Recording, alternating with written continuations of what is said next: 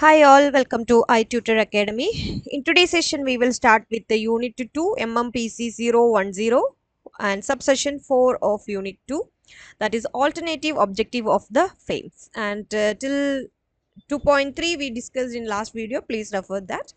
And economists have also examined other objective of FAME, that is alternative objective of the FAME.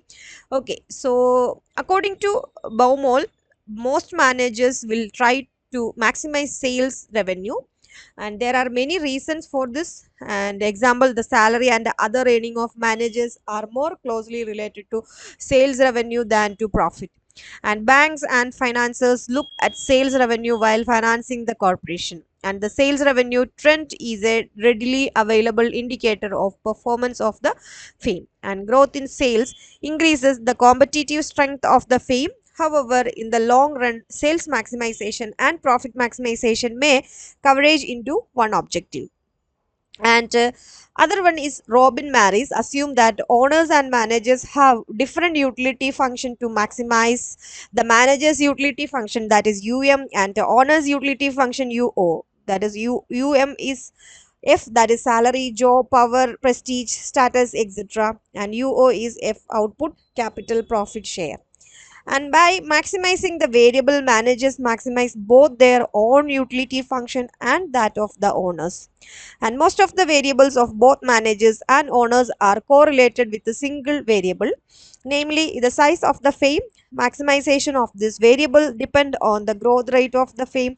This Maris argues that managers will attempt to maximize growth rate of firm, and however this objective does not completely discard the profit maximization objective. And according to Oliver Williamson, managers seek to maximize their own utility function subject to a minimum level of profit, and the utility function which managers seek to maximize include both quantifiable variable like a salary and slack earnings, and non quantifiable variable like power, status, security of job, etc. And the model developed by Sir Marsh focus on satisfying the behavior of managers, and the firm has to deal with an uncertain business world, and managers have to satisfy a variety of group staff, shareholders, customers, suppliers, authority, etc. And all these groups have often conflicting interest in the firm. In order to reconcile between the conflicting interest and goals, managers form an aspiration level of the firm combining the following objectives: production, sales, and market share, and inventory and profit. The aspiration level are modified and revised on the basis of achievements and changing business environment. And as is true with the most economic models, the application will depend upon the situation, and one cannot say that a particular model is better than the other. In general, one can assert that the profit maximization assumption seems to be a reasonable approximation of the real world, although in certain cases there might be a deviation from this objective.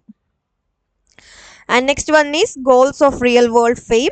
By now, we know that the fame that maximize profit are not just concerned about short run profit but are more concerned with long term profit.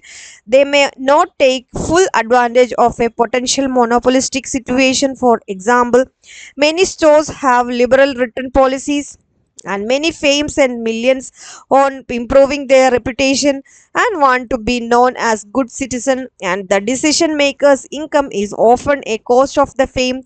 Most real world production takes place in large corporation with 8 to 9 level of management, thousands of stakeholders, and boards of directors. Self interest decision makers have little incentives to hold down their pay, and if their pay is not held down, fame's profit will be lower. Most firms manage to put some pressure on managers to make at least a pre-designated level of profit. And the modern corporation, the owners or stakeholders hire managers to conduct the day-to-day operation of the firm. These managers are paid a salary to represent the interest of the owners, ostensibly to maximize the value of the firm.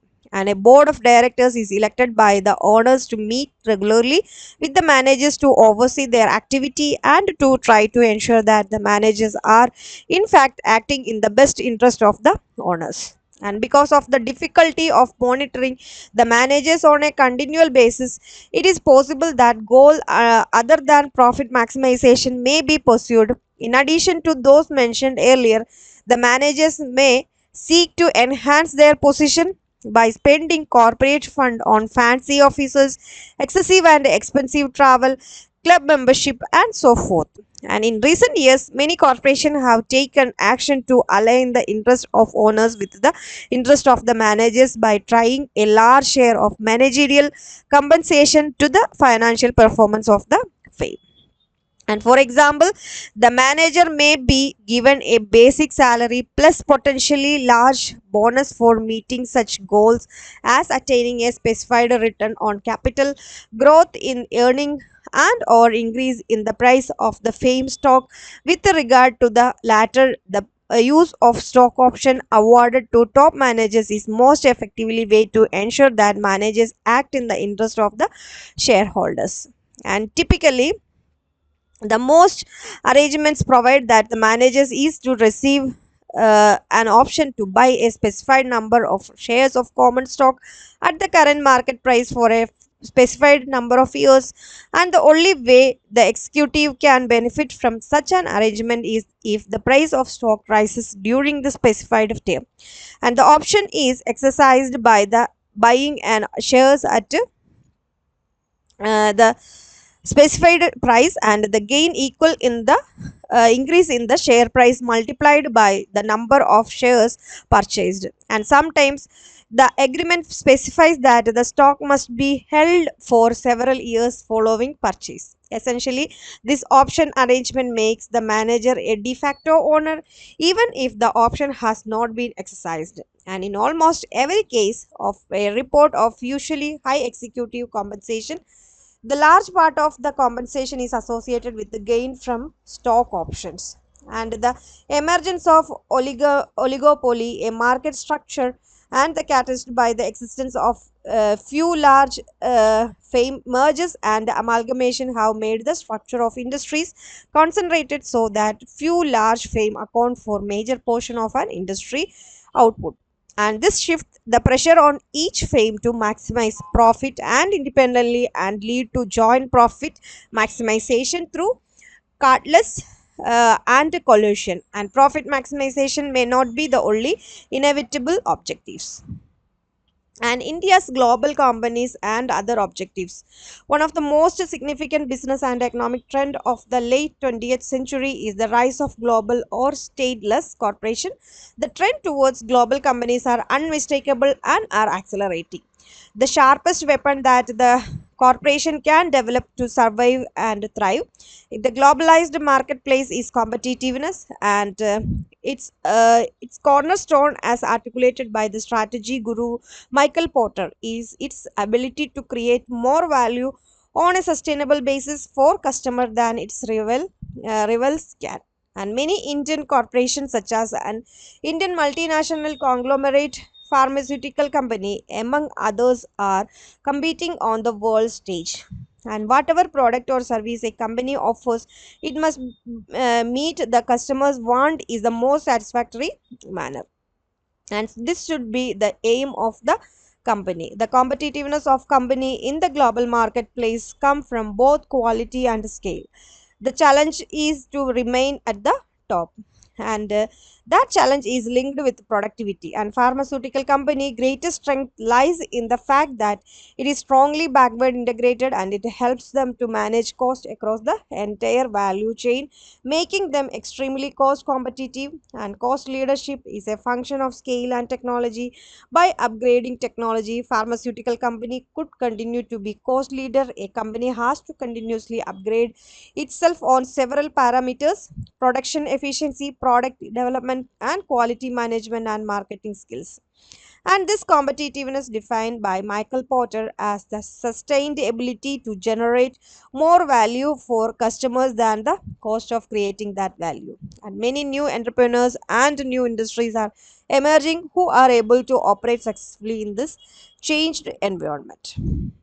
Next is fame's constraints.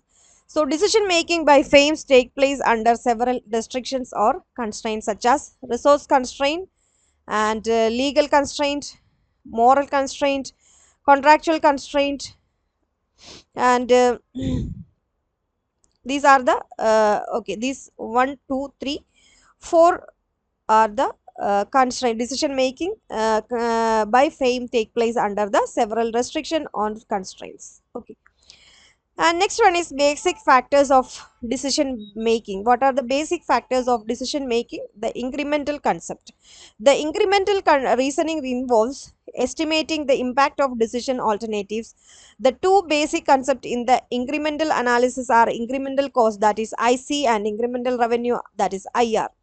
An incremental cost is defined as the change in cost as a result of change in the level of output, investment, etc. An incremental revenue is defined as the change in total revenue resulting from change in the level of output, price, etc. And a manager always determines the worth of a decision on the basis of the criteria that is IR is greater than IC. So IR is the incremental revenue is greater than IC is the incremental cost. Okay, and a decision is profitable if it increases revenue more than it increases cost, it reduces some cost more than it increases others, and it increases some resources more than it decreases others, and it decreases cost more than it decreases revenue. Okay, so these are based on the calculation, based on the theory, and theorem 1 is here. Okay, based on this, and profitable function also, please go through the theorem 1, so you will get more idea about this section. And next section, equi marginal price, we will discuss on next video. And today we wind up here. For more videos, you just do like, share, and subscribe our channel. Thank you so much. i-tutor Academy presents IGNOUMBA Complete Syllabus Coverage Classes for individual students, semester-wise subject with online flexible timing. For more details, contact on +91 623 827 1885.